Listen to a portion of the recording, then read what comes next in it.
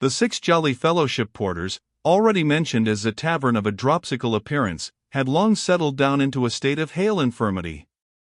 In its whole constitution it had not a straight floor, and hardly a straight line, but it had outlasted, and clearly would yet outlast, many a better trimmed building, many a sprucer public house. Externally, it was a narrow lopsided wooden jumble of corpulent windows heaped one upon another as you might heap as many toppling oranges, with a crazy wooden veranda impending over the water. Indeed, the whole house, inclusive of the complaining flagstaff on the roof, impended over the water, but seemed to have got into the condition of a faint-hearted diver who has paused so long on the brink that he will never go in at all. This description applies to the river frontage of the Six Jolly Fellowship Porters. The back of the establishment, though the chief entrance was there, so contracted that it merely represented in its connection with the front, the handle of a flat iron set upright on its broadest end. This handle stood at the bottom of a wilderness of court and alley, which wilderness pressed so hard and close upon the Six Jolly Fellowship Porters as to leave the hostelry not an inch of ground beyond its door. For this reason, in combination with the fact that the house was all but afloat at high water, when the porters had a family wash, the linen subjected to that operation might usually be seen drying on lines stretched across the reception rooms and bed chambers. The wood forming the chimney pieces, beams, partitions, floors and doors of the Six Jolly Fellowship Porters seemed in its old age fraught with confused memories of its youth. In many places it had become gnarled and riven, according to the manner of old trees, not started out of it, and here and there it seemed to twist itself into some likeness of boughs. In this state of second childhood, it had an air of being in its own way garrulous about its early life.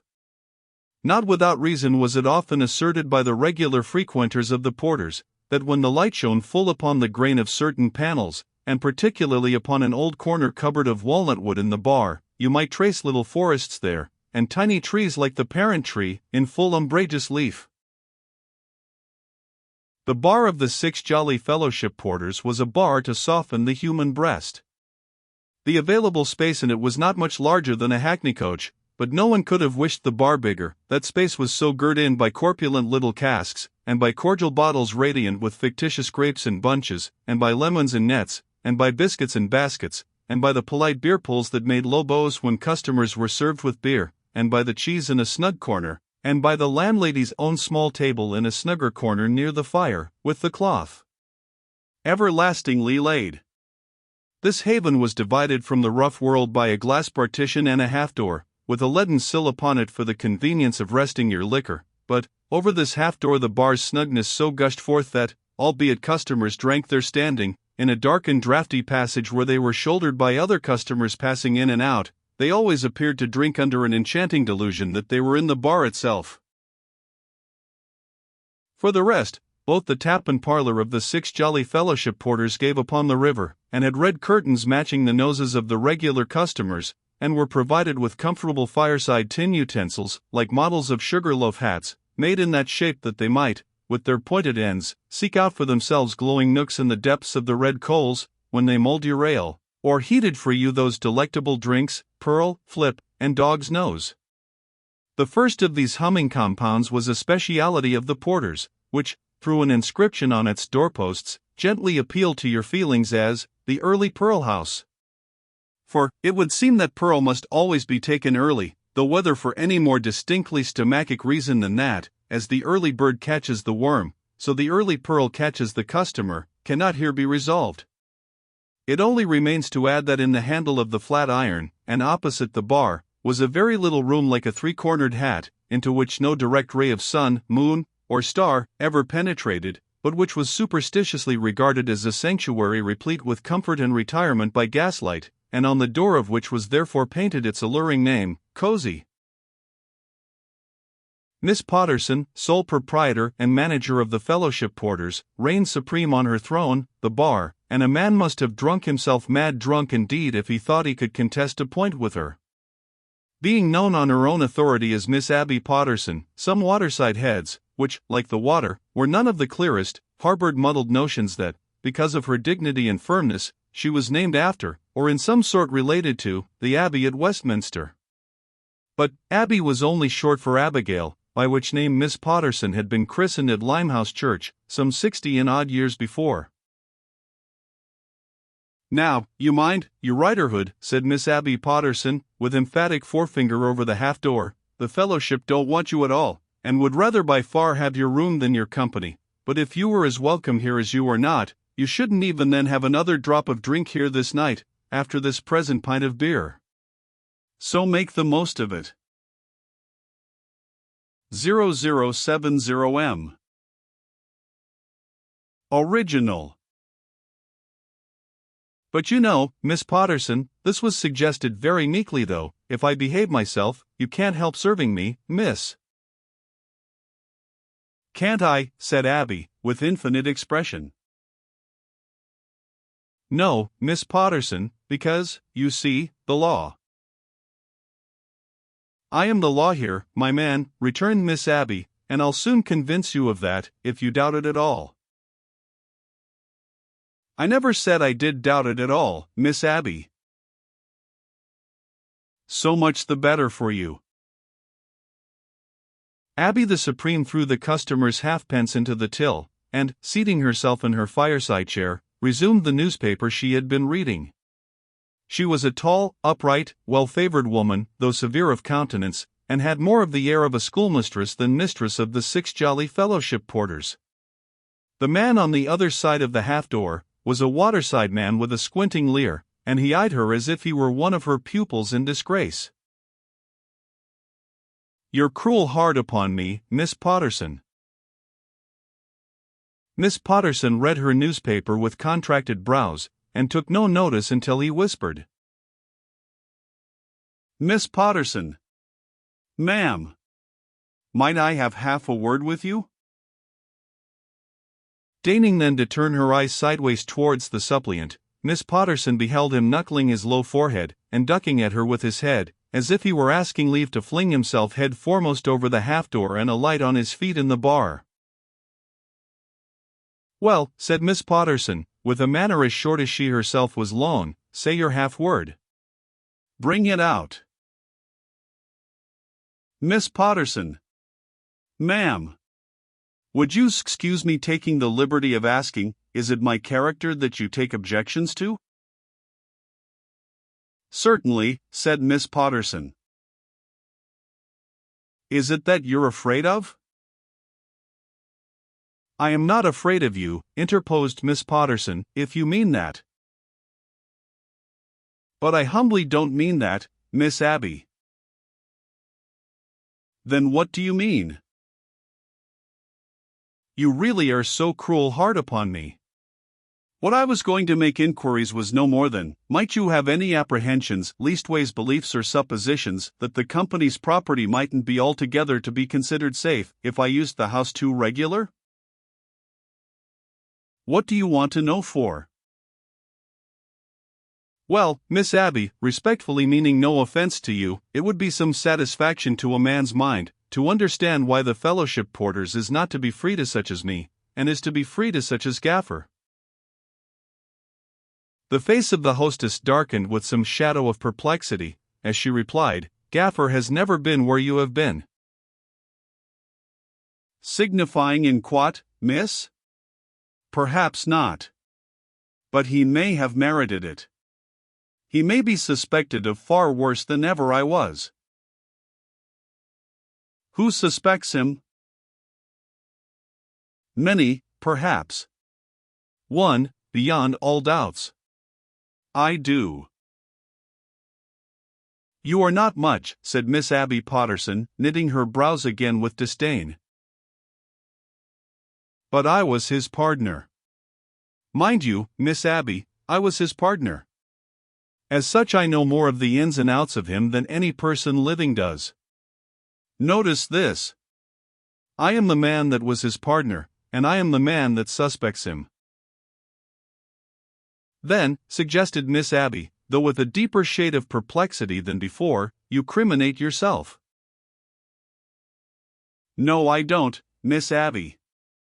For how does it stand? It stands this way. When I was his partner, I couldn't never give him satisfaction." "Why couldn't I never give him satisfaction?" Because my luck was bad, because I couldn't find many enough of 'em. How was his luck? Always good. Notice this. Always good. Ah. There's a many games, Miss Abby, in which there's chance, but there's a many others in which there's skill too, mixed along with it. That gaffer has a skill in finding what he finds. Who doubts, man? Asked Miss Abby. A skill in purwhiting what he finds, perhaps, said Riderhood, shaking his evil head. Miss Abby knitted her brow at him, as he darkly leered at her. If you're out upon the river pretty nigh every tide, and if you want to find a man or woman in the river, you'll greatly help your luck, Miss Abby, by knocking a man or woman on the head aforehand and pitching 'em in. Gracious Lud, was the involuntary exclamation of Miss Potterson. Mind you, returned the other, stretching forward over the half-door to throw his words into the bar, for his voice was as if the head of his boatsmop were down his throat. I say so, Miss Abby. And mind you, I'll follow him up, Miss Abby. And mind you, I'll bring him to hook at last, if it's 20 year hence, I will. Who's he, to be favored along of his daughter? Ain't I got a daughter of my own? With that flourish, and seeming to have talked himself rather more drunk and much more ferocious than he had begun by being, Mr. Riderhood took up his pint pot and swaggered off to the taproom. Gaffer was not there, but a pretty strong muster of Miss Abby's pupils were, who exhibited, when occasion required, the greatest docility. On the clock striking 10, and Miss Abby's appearing at the door, and addressing a certain person in a faded scarlet jacket, with George Jones, your time's up. I told your wife you should be punctual. Jones submissively rose, gave the company good night, and retired. At 10:30, on Miss Abby's looking in again, and saying, William Williams, Bob Glamour, and Jonathan, you are all due. Williams, Bob, and Jonathan with similar meekness took their leave and evaporated. Greater wonder than these, when a bottle-nosed person in a glazed hat had after some considerable hesitation ordered another glass of gin and water of the attendant potboy, and when Miss Abby, instead of sending it, appeared in person, saying, Captain Joey, you have had as much as will do you good. Not only did the captain feebly rub his knees and contemplate the fire without offering a word of protest, but the rest of the company murmured, Aye, Captain. Miss Abby's right, you be guided by Miss Abby, Captain. Nor was Miss Abby's vigilance in anywise abetted by this submission, but rather sharpened, for, looking round on the deferential faces of her school, and descrying two other young persons in need of admonition, she thus bestowed it, Tom Tootle, it's time for a young fellow who's going to be married next month, to be at home and asleep. And you needn't nudge him, Mr. Jack Mullins, for I know your work begins early tomorrow, and I say the same to you. So come. Good night, like good lads. Upon which, the blushing Tootle looked to Mullins, and the blushing Mullins looked to Tootle, on the question who should rise first, and finally both rose together and went out on the broad grin, followed by Miss Abby, in whose presence the company did not take the liberty of grinning likewise.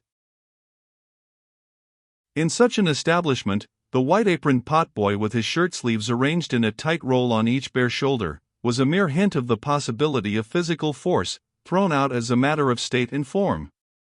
Exactly at the closing hour, all the guests who were left, filed out in the best order, Miss Abby standing at the half-door of the bar, to hold a ceremony of review and dismissal. All wished Miss Abby good night and Miss Abby wished good night to all, except Riderhood.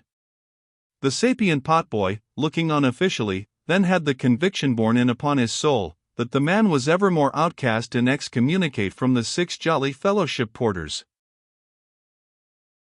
You Bob Glittery, said Miss Abby to this potboy, run round to Hexham's and tell his daughter Lizzie that I want to speak to her. With exemplary swiftness Bob Glittery departed, and returned. Lizzie, following him, arrived as one of the 2 female domestics of the Fellowship Porters arranged on the snug little table by the bar fire, Miss Potterson's supper of hot sausages and mashed potatoes. Come in and sit ye down, girl, said Miss Abby. Can you eat a bit? No thank you, Mississippi. I have had my supper. I have had mine too, I think, said Miss Abby, pushing away the untasted dish, and more than enough of it. I am put out, Lizzie. I am very sorry for it, Mississippi. Then why, in the name of goodness, quoth Miss Abby, sharply, do you do it? I do it, miss. There. Don't look astonished. I ought to have begun with a word of explanation, but it's my way to make shortcuts at things. I always was a pepperer. You Bob Glittery there, put the chain upon the door and get ye down to your supper. With an alacrity that seemed no less referable to the pepperer fact than to the supper fact, Bob obeyed, and his boots were heard descending towards the bed of the river. Lizzie Hexam, then began Miss Potterson, how often have I held out to you the opportunity of getting clear of your father, and doing well? Very often, Mississippi. Very often? Yes. And I might as well have spoken to the iron funnel of the strongest seagoing steamer that passes the fellowship porters. No, miss, Lizzie pleaded, because that would not be thankful, and I am. I vow and declare I am half ashamed of myself for taking such an interest in you, said Miss Abby, pettishly, for I don't believe I should do it if you were not good-looking. Why ain't you ugly? Lizzie merely answered this difficult question with an apologetic glance. However, you ain't, resumed Miss Potterson, so it's no use going into that. I must take you as I find you. Which indeed is what I've done. And you mean to say you are still obstinate? Not obstinate, miss, I hope. Firm, I suppose you call it, then? Yes, Mississippi fixed like. Never was an obstinate person yet, who would own to the word, remarked Miss Potterson, rubbing her vexed nose. I'm sure I would, if I was obstinate, but I am a pepperer, which is different. Lizzie Hexam, think again. Do you know the worst of your father? Do I know the worst of father? She repeated, opening her eyes. Do you know the suspicions to which your father makes himself liable?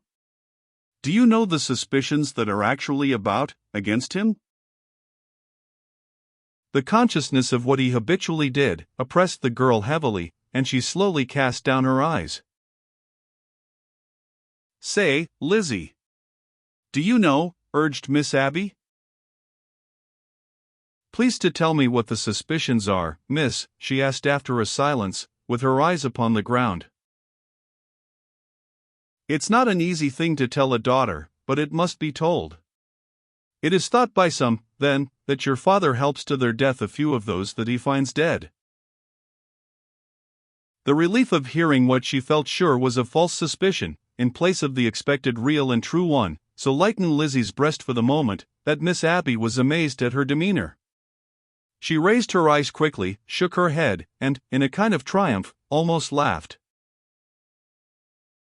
They little know father who talk like that. She takes it, thought Miss Abby, very quietly. She takes it with extraordinary quietness. And perhaps, said Lizzie, as a recollection flashed upon her, it is someone who has a grudge against father, someone who has threatened father. Is it Riderhood, miss? Well, yes it is. Yes. He was father's partner, and father broke with him, and now he revenges himself. Father broke with him when I was by, and he was very angry at it. And besides, Miss Abby, will you never, without strong reason, let pass your lips what I am going to say? She bent forward to say it in a whisper. I promise, said Miss Abby. It was on the night when the Harmon murder was found out, through father, just above Bridge. And just below Bridge, as we were sculling home, Riderhood crept out of the dark in his boat. And many times afterwards, when such great pains were taken to come to the bottom of the crime, and it never could be come near, I thought in my own thoughts, could Riderhood himself have done the murder, and did he purposely let father find the body? It seemed most wicked and cruel to so much as think such a thing, but now that he tries to throw it upon father, I go back to it as if it was a truth. Can it be a truth? That was put into my mind by the dead? She asked this question, rather of the fire than of the hostess of the fellowship porters, and looked round the little bar with troubled eyes. But Miss Potterson, as a ready schoolmistress accustomed to bring her pupils to book, set the matter in a light that was essentially of this world. "You poor deluded girl," she said, "don't you see that you can't open your mind to particular suspicions of one of the two, without opening your mind to general suspicions of the other?" They had worked together. Their goings-on had been going on for some time. Even granting that it was as you have had in your thoughts, what the two had done together would come familiar to the mind of one. "You don't know father, miss, when you talk like that. Indeed, you don't know father." Lizzie, said Miss Potterson. "Leave him. You needn't break with him altogether, but leave him. Do well away from him, not because of what I have told you tonight, we'll pass no judgment upon that, and we'll hope it may not be, but because of what I have urged on you before. No matter whether it's owing to your good looks or not, I like you and I want to serve you. Lizzie, come under my direction. Don't fling yourself away, my girl, but be persuaded into being respectable and happy." In the sound good feeling and good sense of her entreaty, Miss Abby had softened into a soothing tone, and had even drawn her arm round the girl's waist. But she only replied, "Thank you. I can't. I won't. I must not think of it. The harder father is borne upon, the more he needs me to lean on." And then Miss Abby, who, like all hard people when they do soften, felt that there was considerable compensation owing to her, underwent reaction and became frigid. "I have done what I can," she said, "and you must go your way. You make your bed, and you must lie on it. But tell your father one thing, he must not come here any more." "Oh, miss, will you forbid him the house where I know he's safe?" "The fellowships," returned Miss Abby, "has itself to look to, as well as others. It has been hard work to establish order here, and make the fellowships what it is, and it is daily and nightly hard work to keep it so. The fellowships must not have a taint upon it that may give it a bad name. I forbid the house to Riderhood, and I forbid the house to Gaffer. I forbid both, equally. I find from Riderhood and you together, that there are suspicions against both men, and I'm not going to take upon myself to decide betwixt them. They are both tarred with a dirty brush, and I can't have the fellowships tarred with the same brush. That's all I know." "Good night, miss," said Lizzie Hexam, sorrowfully. "Ha, good night," returned Miss Abby with a shake of her head. "Believe me, Miss Abby, I am truly grateful all the same." "I can believe a good deal," returned the stately Abby, "so I'll try to believe that too, Lizzie." No supper did Miss Potterson take that night, and only half her usual tumbler of hot port negus. And the female domestics, two robust sisters, with staring black eyes, shining flat red faces, blunt noses, and strong black curls, like dolls, interchanged the sentiment that Mrs. had had her hair combed the wrong way by somebody. And the potboy afterwards remarked that he hadn't been so rattled to bed since his late mother had systematically accelerated his retirement to rest with a poker. The chaining of the door behind her, as she went forth, disenchanted Lizzie Hexam of that first relief she had felt.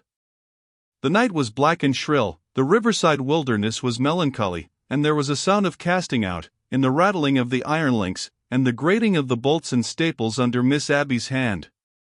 As she came beneath the lowering sky, a sense of being involved in a murky shade of murder dropped upon her, and, as the tidal swell of the river broke at her feet without her seeing how it gathered, so, her thoughts startled her by rushing out of an unseen void and striking at her heart. Of her father's being groundlessly suspected, she felt sure. Sure. Sure. And yet, repeat the word inwardly as often as she would, the attempt to reason out and prove that she was sure always came after it and failed. Riderhood had done the deed, and entrapped her father. Riderhood had not done the deed, but had resolved in his malice to turn against her father the appearances that were ready to his hand to distort. Equally and swiftly upon either putting of the case, followed the frightful possibility that her father, being innocent, yet might come to be believed guilty. She had heard of people suffering death for bloodshed of which they were afterwards proved pure, and those ill-fated persons were not, first, in that dangerous wrong in which her father stood. Then at the best, the beginning of his being set apart, whispered against, and avoided, was a certain fact. It dated from that very night. And as the great black river with its dreary shores was soon lost to her view in the gloom, so, she stood on the river's brink unable to see into the vast blank misery of a life suspected, and fallen away from by good and bad, but knowing that it lay there dim before her, stretching away to the great ocean, death. One thing only was clear to the girl's mind. Accustomed from her very babyhood promptly to do the thing that could be done, whether to keep out weather, to ward off cold, to postpone hunger, or what not, she started out of her meditation and ran home. The room was quiet, and the lamp burnt on the table. In the bunk in the corner, her brother lay asleep. She bent over him softly, kissed him, and came to the table. By the time of Miss Abby's closing, and by the run of the tide, it must be 1. Tide's running up.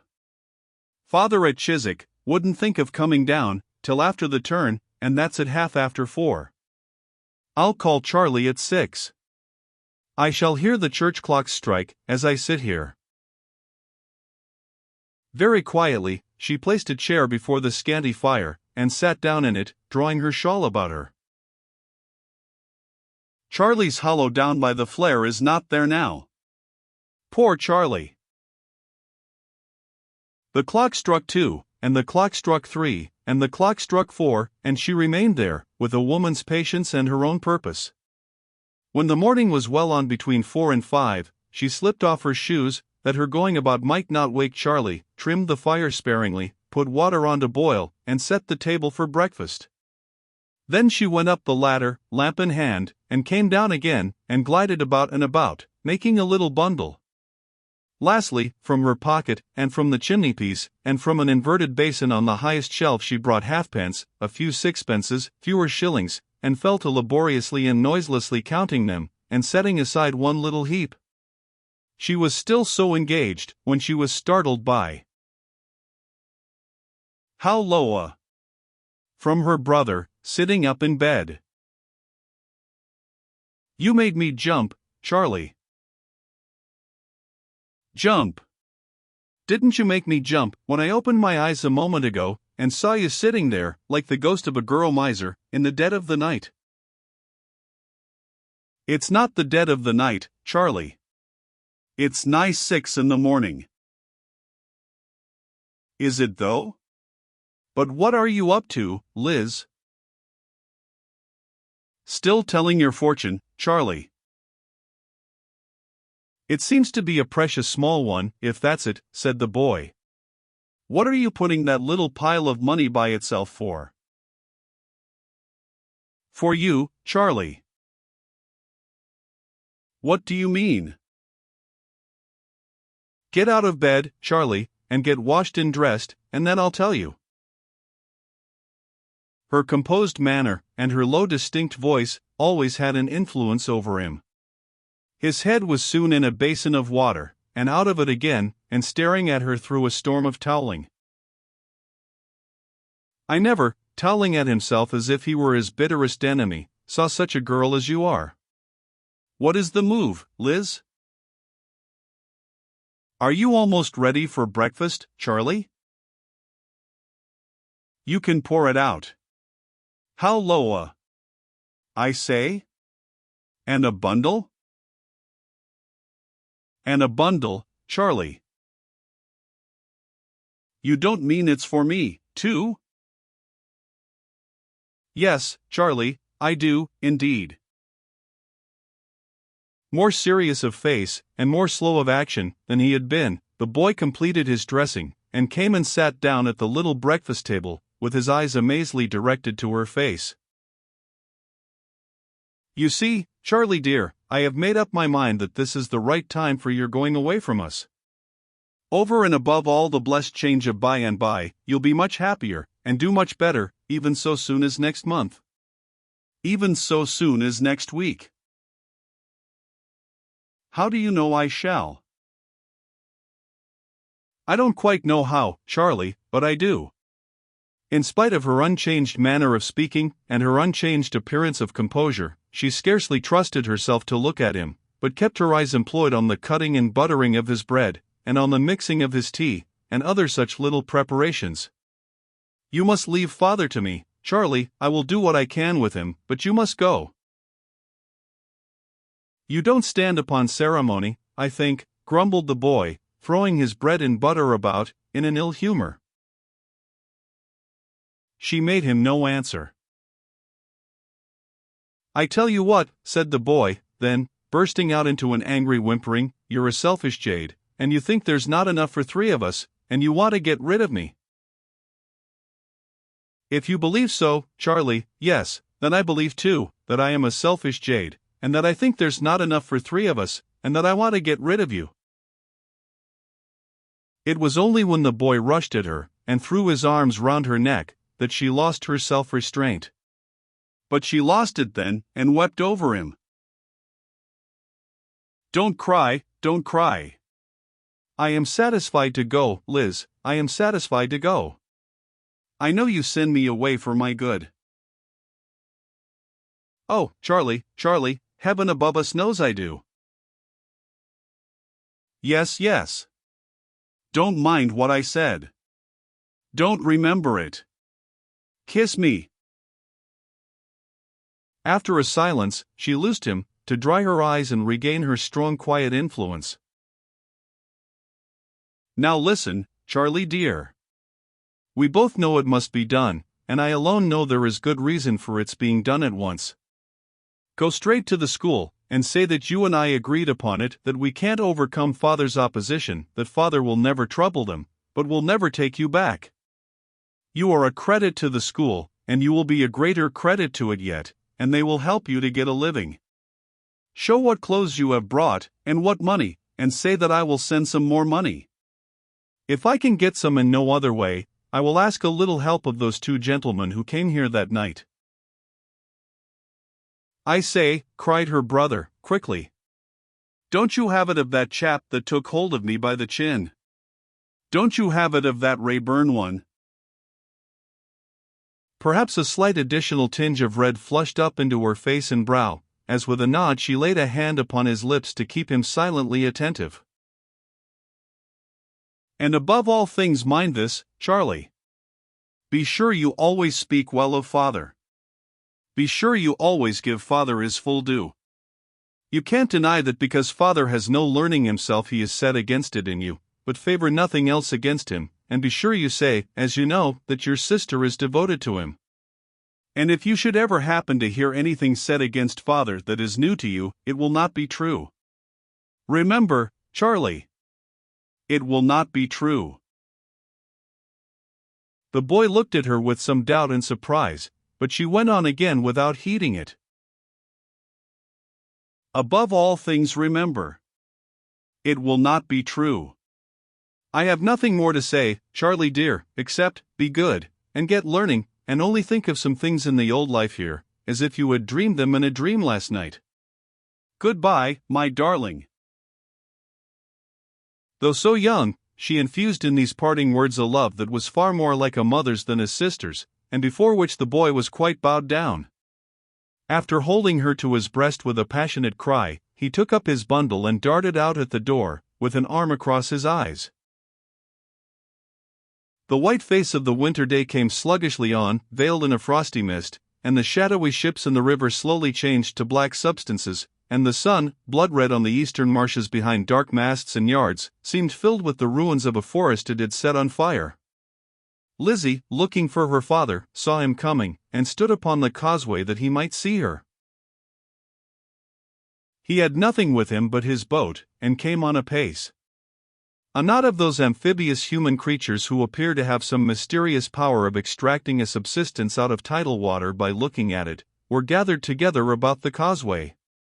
As her father's boat grounded, they became contemplative of the mud, and dispersed themselves.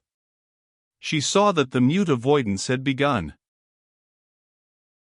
Gaffer saw it, too, in so far as that he was moved when he set foot on shore, to stare around him. But he promptly set to work to haul up his boat, and make her fast, and take the sculls and rudder and rope out of her. Carrying these with Lizzie's aid, he passed up to his dwelling. "Sit close to the fire, father, dear, while I cook your breakfast. It's all ready for cooking, and only been waiting for you. You must be frozen." "Well, Lizzie, I ain't of a glow, that's certain.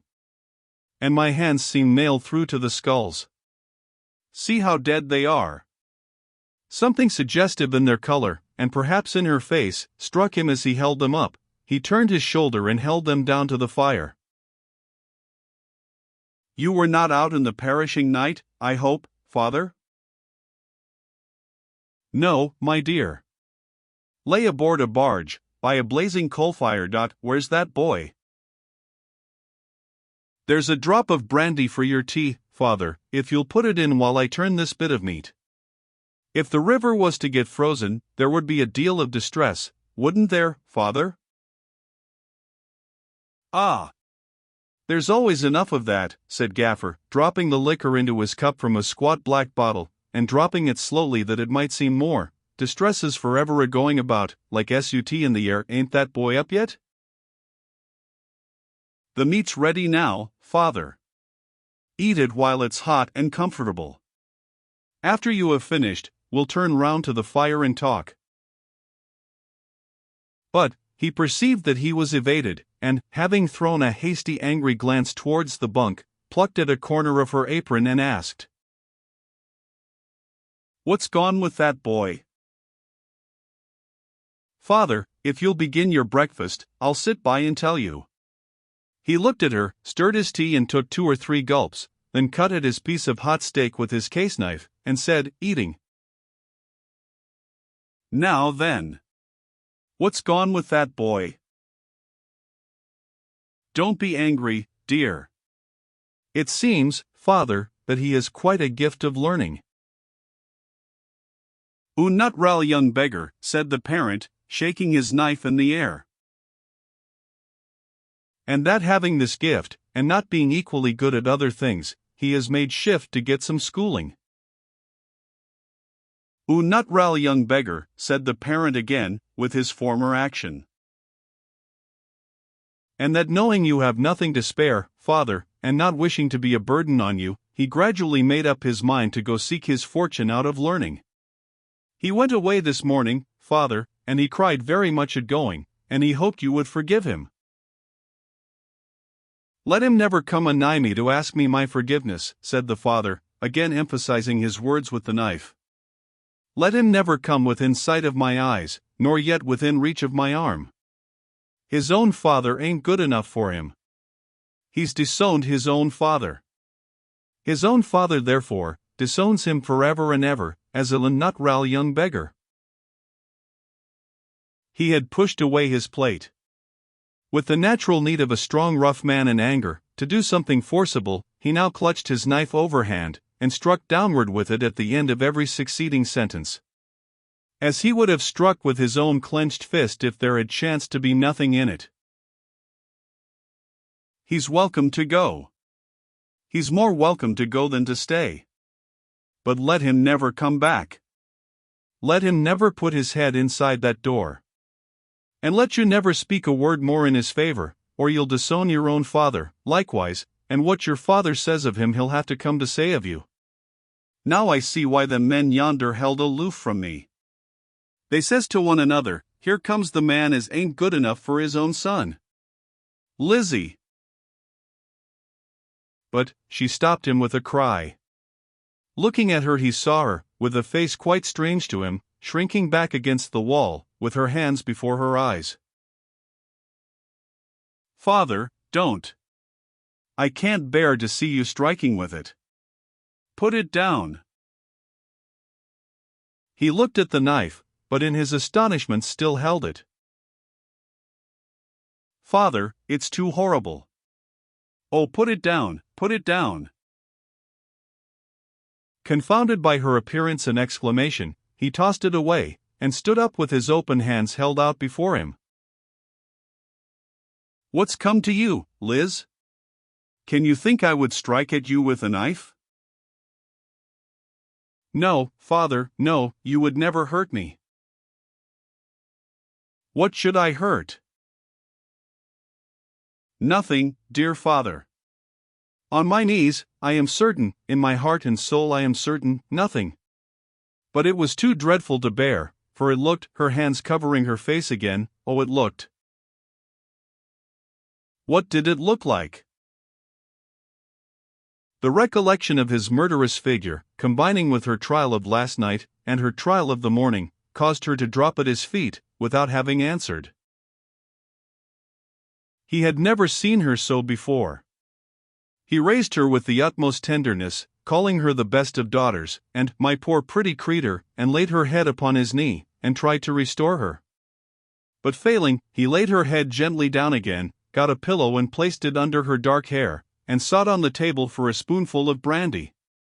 There being none left, he hurriedly caught up the empty bottle, and ran out at the door. He returned as hurriedly as he had gone, with the bottle still empty. He kneeled down by her, took her head on his arm, and moistened her lips with a little water into which he dipped his fingers, saying, fiercely, as he looked around, now over this shoulder, now over that,